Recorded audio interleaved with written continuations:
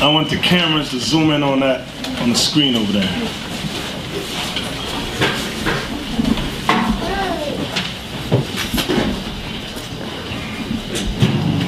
See what it says, crowds protest plan to close Newark schools, replace them with charters. Go down. All right, it says in Newark, droves of parents and community members at tonight's Newark School Board meeting expressed, I don't even know what that word is, vociferous outrage about a plan to close and consolidate failing Newark schools in an effort to clear space for charter schools. We can see it, all right, we can see it. Just want to make sure everybody. The meeting became so raucous and hostile at moments that Advisory Board President Cheval Jeffries threatened to remove audience members or stop the meeting. About 300 people attended the meeting at the 15th Avenue School, one of the facilities slated for consolidation. Go over to the photos, to the side there. All right, zoom in there. Can you enlarge that picture there? No, just click enlarge. Yeah, right there, enlarge, yeah.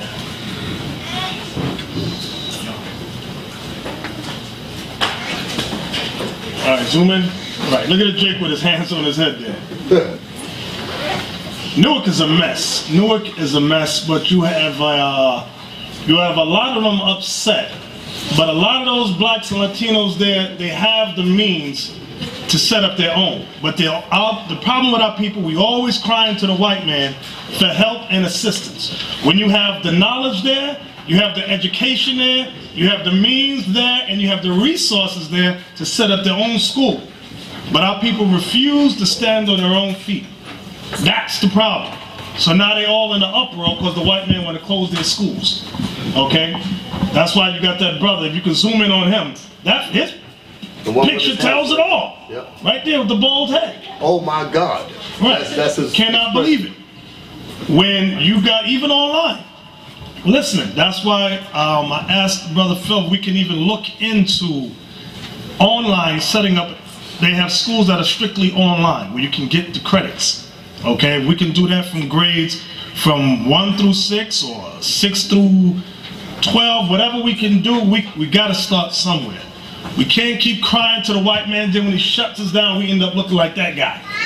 Crying what to do, what to do. Okay, it's time our people got to start to stand on their own feet.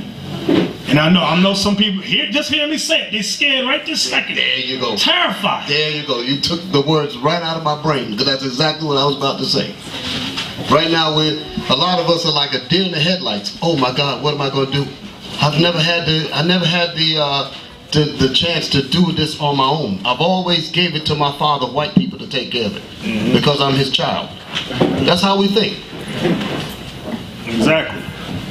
So, brothers and sisters with the education, the know-how, we got to start somewhere.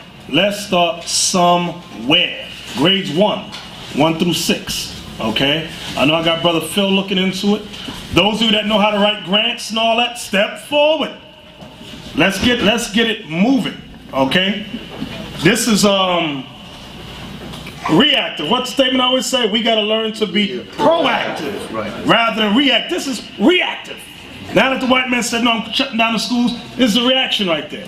When we got to anticipate, what if they do this? What if they do that? Let's motivate. Okay? Let's be proactive in our lives. Okay? All right, that was it on that. Let's go to 2nd Ezra, chapter 7. And a lot of you sisters, a lot of you got the degrees and all that too. Don't just sit back and scratch. Getting on welfare. Get off your butts and do something. Help the nation. Some of you brothers too. Fearful. 2nd Ezra, chapter 7. Yeah, between the fire and the water. We're sending a prayer for a family who's catching hell this week with the school system, the social system, and the police. The son went to school with a busted lip, and they asked the boy what happened. And he said, oh, my mommy hit me. The police instantly was called and locked up the mother, put her in jail. She got out, thank the Lord. Okay, but our prayers go forth for the family. There's nobody here in New York, but keep it in mind. These are the type of things why we have classes to discipline ourselves, and why we need people who have resources for lawyers or whatever. Now is the time for us to start to step up. Okay, we got to move to be able to help one another. Okay, Esau wants to get us to a point. Give me that Ecclesiastes 30 about the child. In Ecclesiastes, I just want to start there briefly. Read verse 12. Ecclesiastes 30 and 12. Ecclesiastes 30 verse 12. Bow down his neck while he is young, and beat him on the sides while he is a child. Right. The sides means exactly what it's saying. The sides, that meaty part. Okay? And brothers, sisters, because guess what? Esau's whole rhetoric is no discipline. You got to choose your words. You got to learn your words with your children. I told you, back in the early years when I was working in the school system, there was an incident where I had to fill out a report. And there was a young girl missing. And I asked the father, it was me and there was a senior instructor there, and she was doing all the talking with the father. And she asked him, did y'all get in any kind of altercation for the daughter to break out? He says, yeah, she was hanging out late and I beat her behind. So I wrote that down. And the senior said, do not. Now this is Jake. Jake said that. She said, don't write that down. He knew the deal. She knew the deal. Yeah. She said, what you got to learn in this system is your words. Esau will take words like that and run with it. Okay? So she told me to write down, what was the words we had to put down? Discipline. Corporal discipline. Corporal discipline. Which can mean anything. It could be anything. But it's so vague, they can't move on it because they don't know what you're really talking about. They'll have to ask you for the interpretation. Speak on the mic, please. They'll have to ask you for the interpretation. Right. If you put something down there where they can interpret it, then they're not going to ask you anything, and they're going to make a judgment based on what they've found. Exactly. How they feel or what they think. This is what all you parents, when you speaking with law enforcement or the school system about anything, do not use those terms like I hit my child. Okay? I'll beat his behind. Now, going from school to school, I've seen some schools very lenient because the parents got a relationship with the principal and the teachers. Okay? Primarily Jake. But when you get with these Edomite ones, it's a whole different ball game. Okay?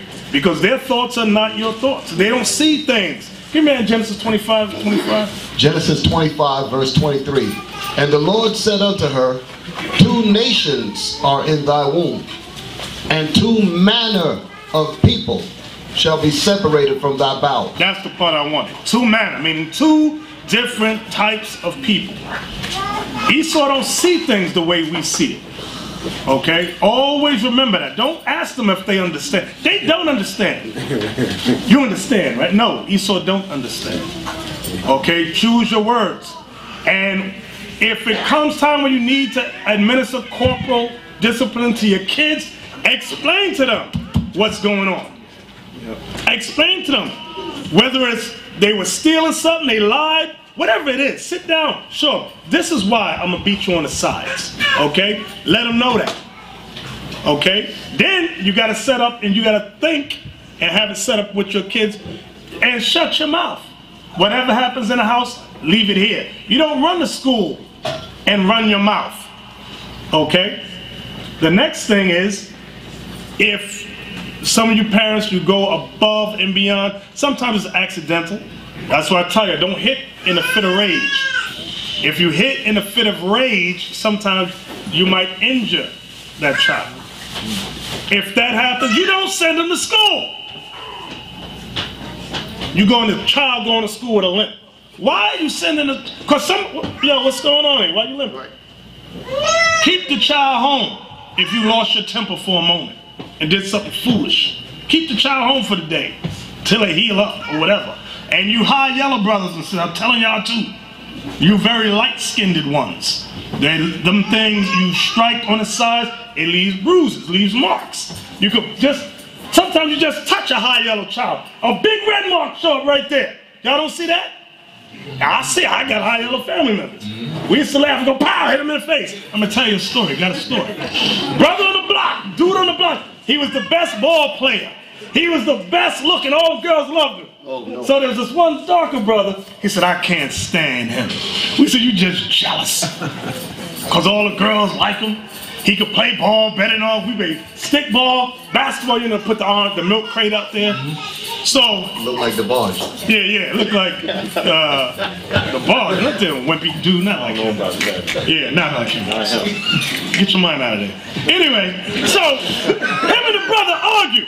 So we said, listen, if you argue with, I'll call him High Yellow Mike, you mess with High Yellow Mike, you know he fight better than you too. He gonna whoop your butt. So he said, yeah, but he light skin. All I gotta do is hit him one shot.